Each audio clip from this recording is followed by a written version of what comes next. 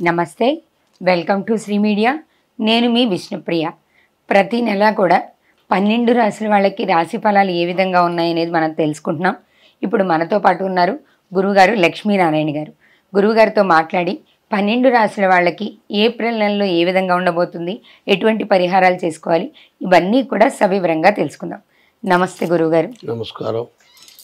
ఎప్పట్లానే మనం ఈ నెల కూడా ఏప్రిల్ నెల రాశి ఫలాలు చెప్పుకుందాం గురువుగారు. 2025 సంవత్సరం ఏప్రిల్ నెల 9వ రాశి ధనుస్సు రాశి. ధనుర్మీనాలకి గురువు అధిపతి. ఈ గురువు 6వ ఉన్నాడు. మరి శుక్రుడు బుధుడు బాగున్నాడు, కుజుడు బాగున్నాడు.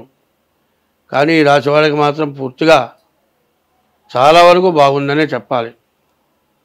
మరి ఈ రాశివాళ్ళు వ్యాపారస్తులకి వ్యాపారం బాగానే ఉంటుంది. శుక్రుడు బాగున్నాడు. మరి ఆడవాళ్ళకి సంబంధించిన వస్తువులు, బంగారం కావచ్చు, ఫ్యాన్సీ ఐటమ్స్ కావచ్చు, మరి ఇళ్ళు కావచ్చు, ఇంటికి సంబంధించిన సామాన్లు కావచ్చు, మరి ఇళ్ళు అమ్ముకునేవాళ్ళు, ఇళ్ళు కొనేవాళ్ళు, ఇంటి సామాన్లు అమ్మేవాళ్ళు, వీళ్ళందరికీ కూడా చాలా బాగా ఉంది. తర్వాత కుజుడు బాగున్నాడు.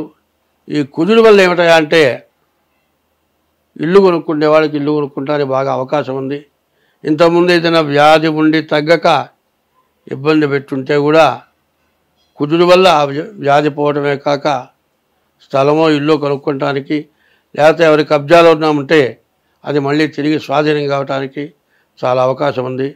కానీ చెప్పాల్సింది ఏమిటా అంటే వృశ్చిక రాశి వాళ్ళు కానీ, ధనస్సు రాశి వాళ్ళు కానీ ప్రతిరోజు కూడా సూర్యోదయానికి ముందుగా నిద్ర లేచి దీపారాధన చేసి, స్నానం చేసి, దీపారాధన చేసి, బొట్టు పెట్టుకొని సూర్యుడికి నమస్కారం చేయటం, 3 వేళల ఉదయం, మధ్యాహ్నం, సాయంత్రం సూర్యుడికి నమస్కారం చేయటం, శివాలయానికి వెళ్ళి శివదర్శనం చేసుకోవటం, ఎక్కడైనా దొరికితే కాసిన మారేడు దళాలు తీసుకెళ్ళి శివాలయంలో అర్చకుడికి ఇస్తే నువ్వు 1,00,000 పెట్టి పూజ చేయించిన దానికంటే ఈ మారేడు దళాలతో పూజ చేసిన ఫలితం చాలా ఎక్కువగా ఉంటుంది. కాబట్టి కోట్లు ఉన్నాయండి, నేను మారేడు దళాలు మాత్రం కోసుకొచ్చిస్తానంటే సరిపోదు, ఖర్చు పెట్టి పూజ చేయాల్సిందే. బాగా కష్టాల్లో ఉన్నవాళ్ళు ఈ మారేడు దళాలతో ఈశ్వరుని పూజిస్తే ఎంతైనా మంచిది. అందుకే చెప్పారు, త్రిదళం త్రిగుణాకారం త్రినేత్రం చ త్రియాయుధం త్రిజన్మ పాప సంహారం ఏకబిల్వం శివార్పణం. 3 జన్మల పాపాలని పోగొడుతుంది. త్రినేత్రం, 3వ నేత్రం జ్ఞాననేత్రాన్ని ఇస్తాడు. ఈశ్వరుడికి ఉన్నటువంటి జ్ఞాననేత్రం మనకు కూడా వస్తుంది. అజ్ఞానం నుంచి పోవాలి అంటే అజ్ఞాన తిమిరాంధస్థ జ్ఞానాంజన శరాకయ చక్షుర్మిళితం ఏనా తస్మై శ్రీ గురవే నమః. గురువు అంటే సాక్షాత్ చెప్పాలంటే పరమేశ్వరుడే గురువు. పరమేశ్వరుడు అనేటువంటి వాడు అనేక రూపాలతో ఉంటాడు. కాబట్టి ఈ ఈశ్వరుని పూజించడం ఈ రాశుల వాళ్ళకి చాలా అవసరం. ముఖ్యంగా మీ జాతకం చూపించుకోవడం ఇంకా అవసరం. లేకపోతే సాముద్రికం ద్వారానైనా సరే మీ జాతకం చూపించుకోండి. ప్రతిరోజు కూడా బియ్యపు రవ్వ, పంచదార పుట్టల వెంబడి కానీ మట్టి నేల దగ్గర వేయండి. నవగ్రహాల గుళ్ళోకి వెళ్ళి ప్రదక్షిణం చేసి కాళ్ళు కడుక్కున్నారంటే మొత్తం మీరు ఎందుకు పనికిరారు, ఇక అడుక్కు తింటానికి కూడా పనికిరారు. అది మాత్రం నిఖరంగా చెబుతున్నా. నా మమ్మల్ని ఇట్లా అంటున్నాడు అనుకోబాగండి. 199 మంది నవగ్రహాల గుళ్ళో పోయి కాళ్ళు కడుక్కుంటున్నారు. నేను గుళ్ళో కూర్చుంటే నన్ను అడిగి కడుక్కోవద్దయా, కడుక్కోకూడదంటే ఇంతమంది కడుక్కోమంటే వద్దంచాడు పెద్ద మొండోడని నా వెనక నుంచి నాకు కనపడకుండా పోయి కాళ్ళు కడుక్కొని వెళ్ళిన వాళ్ళని చాలామందిని చూసా.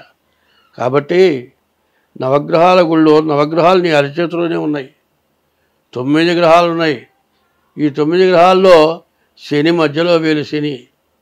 ఈ శని లేకుండా పోవాలంటే వేలు కత్తిరించుకోండి, పేడ వదిలిపోతుంది.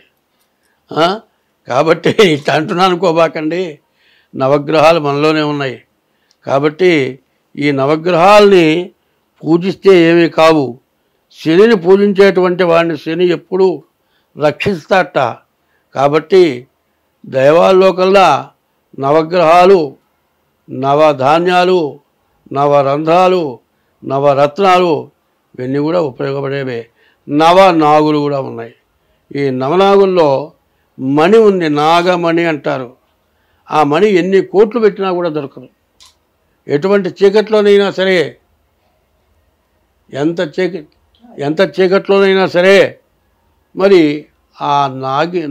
ఆ మణి మెరుస్తుంది. దానికోసమని దాన్ని సర్పశాస్త్రం చదవడం జరిగింది. నాగమణి ఉన్న సర్పాన్ని కనుక్కున్న కొన్ని కోట్లు వస్తుంది. దాన్ని చంపేవాళ్ళు ఉన్నారు, దాన్ని చంపడానికి కూడా అవకాశం ఉంది. ఇక వంశం నిర్వంశమే. ఆ నాగమణి ఎక్కడ ఉండాల్సిన యోగం ఉందో, ఎక్కడది నిలవాలో, మరి ఎవరికి ఐశ్వర్యం ఇవ్వాలో ఆ నాగమణి అక్కడ ఇస్తుంది. కాబట్టి ఈ రాశి వాళ్ళు ఈ 9 గ్రహాల్లో ఏ గ్రహాలు బాగున్నావో చూపించుకొని జాగ్రత్త పడండి. అయితే అర్ధాష్టమ శని పంచమానికి వచ్చాడు. కానీ ఇది పంచమానికి వచ్చాడు కాబట్టి అర్ధాష్టమ శని వచ్చాడు ఇప్పుడు ఈ ధనస్సు రాశికి. ఈ శని పూర్తిగా బాగాలేడు. కాబట్టి ఈ రాశి వాళ్ళు పూర్తి శాంతి చేసుకోవడం చాలా అవసరం. స్వస్తి.